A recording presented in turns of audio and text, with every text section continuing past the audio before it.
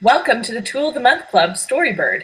This tool helps teachers get students writing. It's especially good for students who have a hard time starting a piece of writing and giving them some ideas. It provides free illustrations for your story that you can or can't use in your story. It's totally up to you, but they're beautiful and they're great ways to start. So let's look at what it's like to get an account on Storybird. Storybird is created for educators, so you're going to find that it gears towards the privacy, security, and safety of being a teacher. And up here in the upper right-hand corner, it says sign up for free, so we're going to click there. And I've actually started a registry. You're going to have to be a little creative with the names. It's a pretty popular site, so it took me a couple of tries to get the name that worked. And then you'll type in your email account and your password and click create an account. After that, you're going to want to create your class.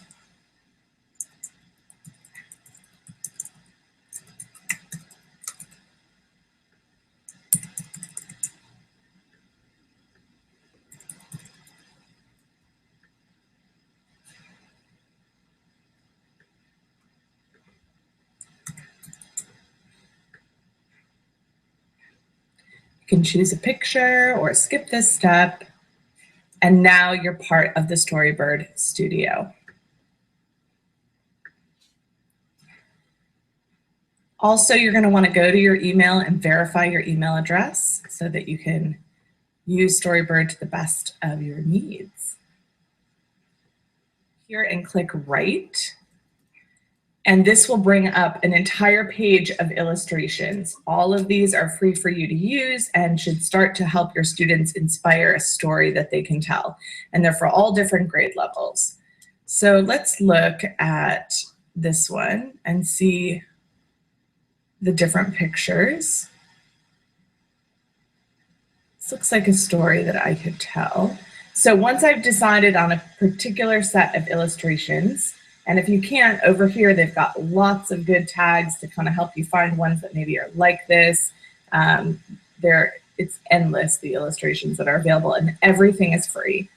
You'll click on Use This Art, and it will give you some options of what type of writing piece you want to write. Is it a multi-chapter long form book?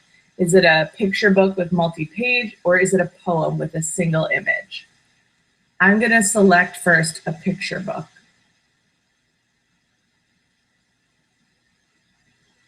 Now I'm inside the platform, which allows me to create my book, and I can move my art around to change where it is. I can put it on either side of the page. I can put it on the top of the page, or do an entire page of just art if I want to. I can also add a page and maybe let that be my cover and drag this piece in and then write.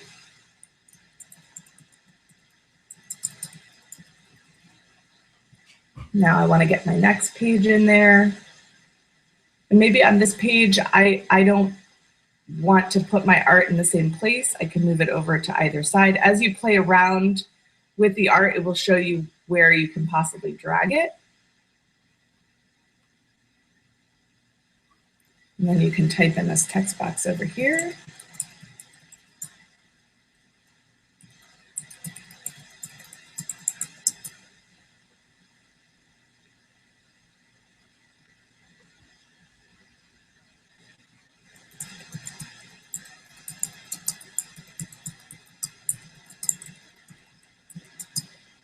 Now that I've done the final page of my story, I want to make sure that I come down here and I save my work, and then I visit the menu for some different options. I can save it and close, or I can publish.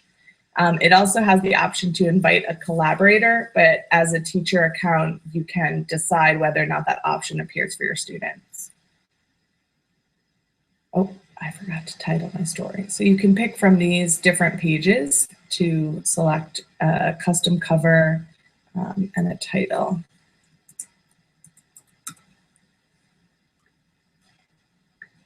Now I'm ready to publish. So here again, remember I am in as a teacher right now. So my options are looking a little bit different than they will for your student. This is actually what you will decide for your student. You can change the cover art, change the title, add a summary of the piece, choose some categories. You can mark it to see, is this written for tweens, teens, or adults, or any age student? And this is great because if you do decide to use, say, first name, last initial, so that you want to share your students' work out there, they have a library that you can read, it will place it in the right section for the age group. So I'm going to say tween, and this is for school. Now here's the important part. You can publish things to be just private or to be public. So here I'm choosing for it to be private, and I'm going to submit it for moderation. And actually Storybird reads the stories, and if there's anything inappropriate, they absolutely will not publish it, even if it's mildly suggestive.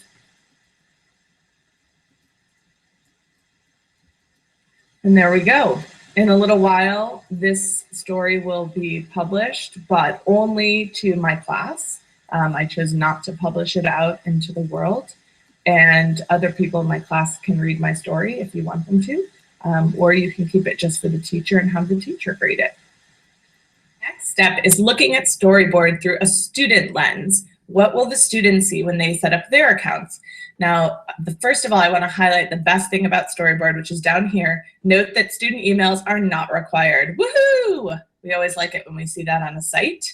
After you set up your class, you'll see on the upper right-hand corner here, there is a class access code. So you'll want to write that down when you're setting up your students into your class. I'm going to set one up now. So over here, I'm going to log in student.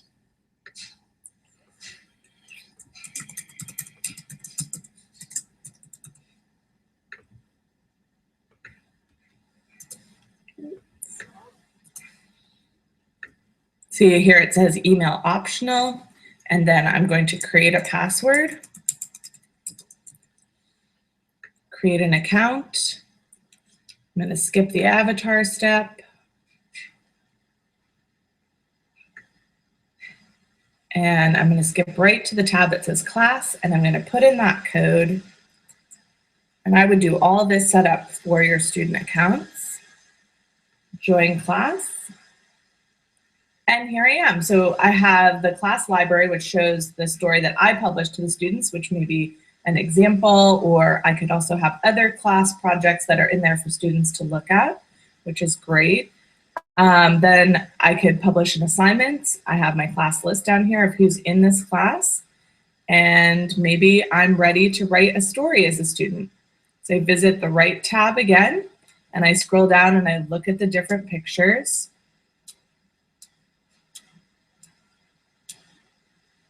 See which one resonates the most with me, and get this one, very unique. All right, I'm going to use this art, and this time I'm going to do a poem. So I think that's the one that's a little bit different. This might be a good tool to use for the new upcoming Center Initiative Words Unlocked. All right, so the cool thing about this is that you get to kind of drag different words. It's almost like magnetic poetry.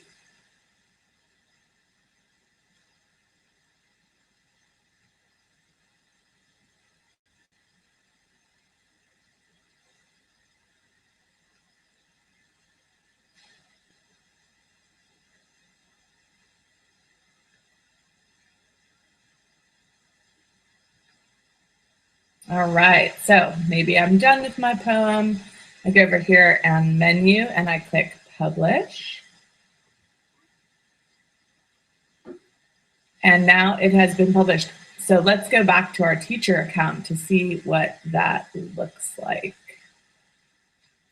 Now I log in with my teacher account, and I look down here and see that there is a new piece that has been completed. I can also moderate the comments that my students make on each other's pieces. It's great to give peer feedback, but we like to have this moderation step to make sure that we're cultivating good digital citizens.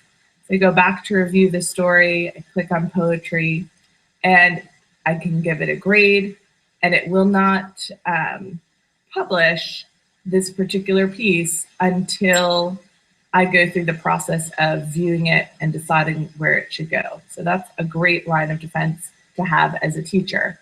Well, I hope you enjoy Storybird as much as I do. I think it's a wonderful tool for creating stories, reading other stories, and having a class library of great books and poems that your students create themselves.